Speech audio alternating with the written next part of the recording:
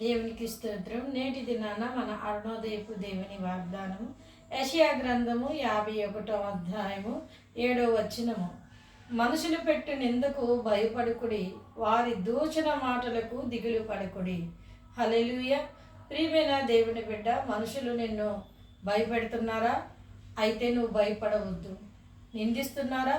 వారి నిందకు కూడా నువ్వు దిగులు పడకూడదు. నన్ను ఎంతమంది ఇలా నిందిస్తున్నారని నువ్వు దిగులు పడి కురిసించిపోకు. యేసయ్య నిన్ను చూసి ఉన్నాడు గనక ఈ యొక్క వాగ్దానాన్ని ఆయన నీకు పంపిస్తున్నారు. మనుషులు పెట్టిన భయములకు భయపడకుడి, వారు నిందించిన నిందలకు దిగులు పడవద్దని. అయితే పెట్టి సంతోషించాలి అంటే దేవుని యందు నీ ఉన్నావని, నీకు గొప్ప దేవుని సహాయం అందుతుందని నువ్వు సంతోషించు. దేవుడు వారందరి ఎదుట నిన్ను గొప్ప చేయదనం రాబోతుంది. త్వరలోనే వారందరూ ఎదుట దేవుడు నిన్ను గొప్ప చేసి అనేకులకి ఆశీర్వాదకరంగా నిలబెడతారు. కనుక అరుణోదయాన్ని లేచిన వెంటనే ప్రార్థన చేసుకుని వాగ్దానాన్ని పట్టుకొని నీ జీవితాన్ని ప్రారంభించు. వాక్యానుసారమైన జీవితాన్ని జీవించు.